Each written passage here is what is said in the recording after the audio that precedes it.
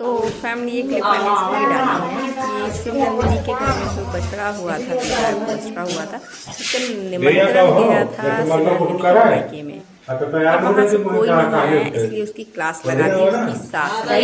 कभी देव बोलते हैं कि लगाओ अपने मायके में क्यों, कभी भैया और भाभी क्यों नहीं है। इसलिए सासू माँ लेक्चरबाजी कर रही है और शिव नंदिनी को थोड़ा क्रोधित होकर बोल रही हैं कि आई क्यों नहीं। तो शिव नंदिनी कहती है कि कोई बड़ा फंक्शन थोड़ी ना था, छोटा था और मेरे भैया ऐसे नहीं घूमते हैं, इधर उधर नहीं जाते हैं। तो शिव नंदिनी की सासू माँ बोलती हैं कि हमारे मायके से तो सभी लोग आए हैं, फिर तुम्हारे यहाँ से भी आना चाहिए था।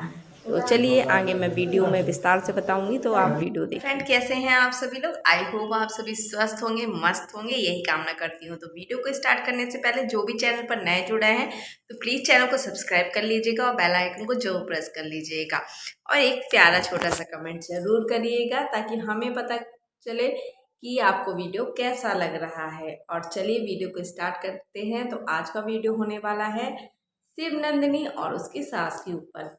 जैसा कि आप सभी जानते हैं कि शिव नंदिनी गई थी अपने ससुराल, और ससुराल वो गई थी क्योंकि उसके यहाँ हुआ था उसकी गाय को बछड़ा, तो जिसका कि निमंत्रण दिया गया था शिव नंदिनी के मायके पक्ष की ओर, मायके पक्ष में, कि आप सभी को आना है।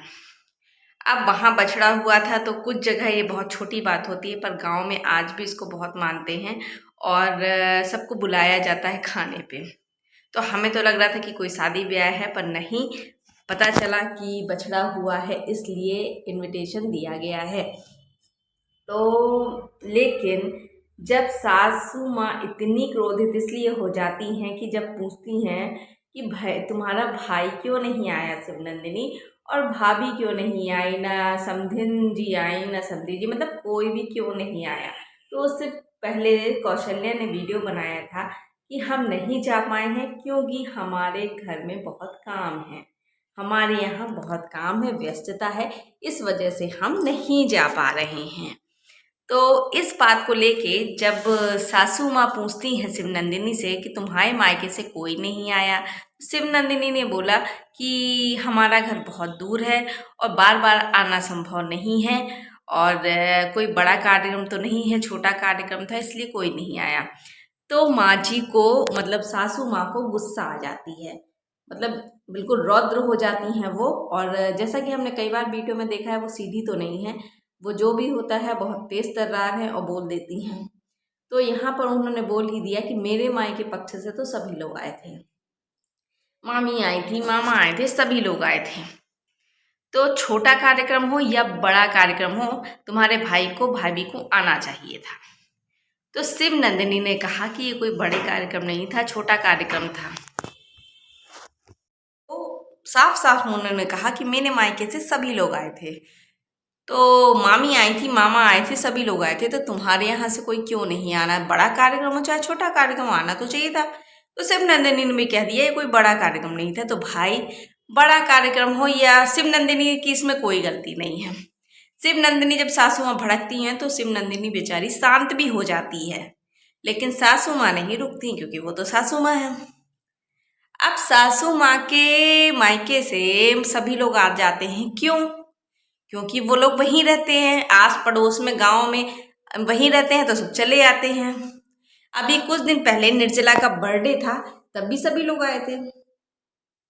अब शिव नंदिनी ने जैसा कहा कि मेरा मायका दूर है, बार बार आना नहीं हो पाता, तो सही बात है, दूर है, लेकिन हाँ, जैसा कि कौशल्या ने अपने वीडियो में कहा कि व्यस्तता है, हमारे यहाँ बहुत काम है, इसलिए हम लोग नहीं आ पाएंगे।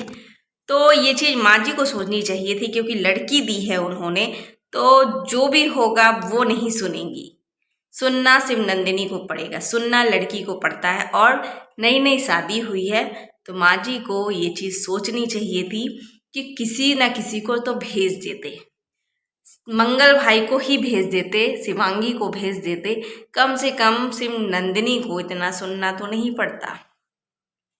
लेकिन हमने ये चीज़ देखी है, जैसा कि आरती का ससुराल में ये लोग कुछ नहीं ज़्यादा वो करते, क्यों नहीं करते कि भाई आरती अकेले रहती है।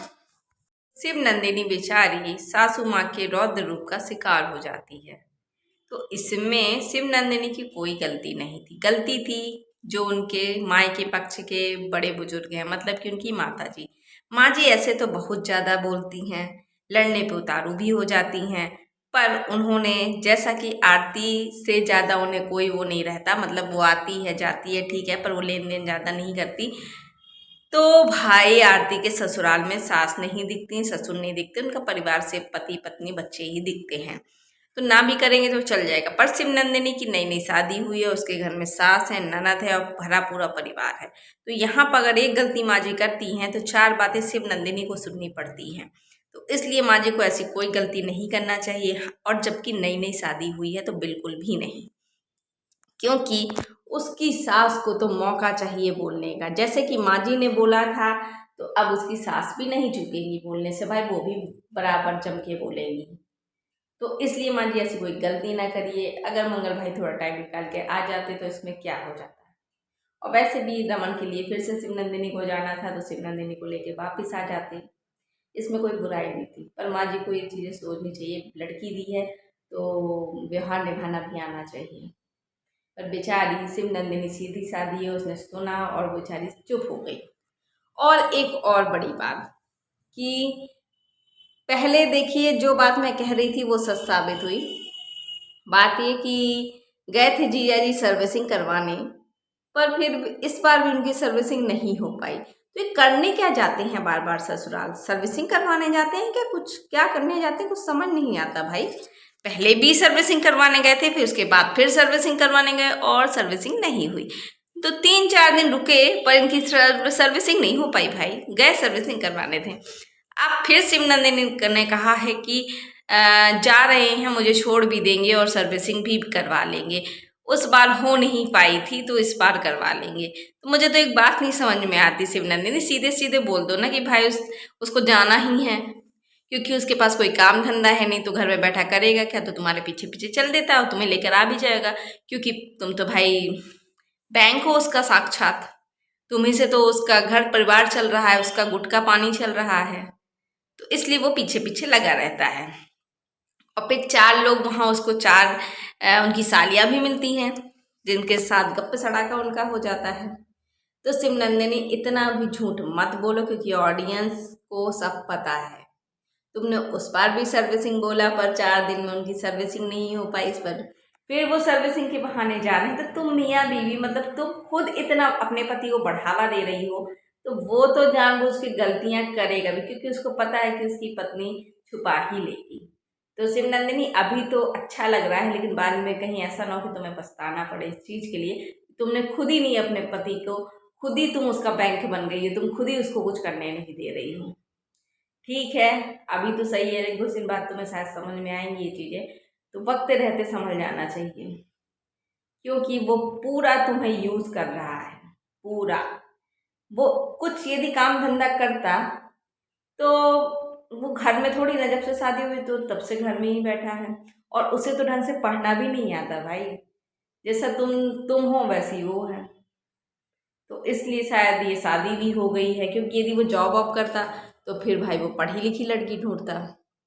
तो खैर अच्छी बात है, राम मिलाए जोड़ी, तो तुम दोनों की जोड़ी बढ़िया सलामत रहे, तुम लोग खुश रहो, अच्छे से रहो। लेकिन उसको यूज़ मत होने दो खुद को, उसको बोलो कि कुछ काम धंधा करे, और इस तरह बार बार सर्विसिंग के बहाने ससुराल ना जाए, क्योंकि इज्जत अपने हाथ में होती है। जैसा कि आरती के हस्बैंड ने इज्जत बनाई है, वैसा उसको बोलो कि वो भी इज्जत बनाए। और इज्जत बनाने में तुम्हारा हाथ भी होता है, पर वो तो है ही गुटखाबाज, लेकिन तुम तो थोड़ा बुद्धि लगा लो। तो चलिए फ्रेंड, वीडियो को यहीं पे एंड करते हैं, मिलते हैं नेक्स्ट वीडियो में। तब तक के लिए bye bye, take care, Radhe Radhe.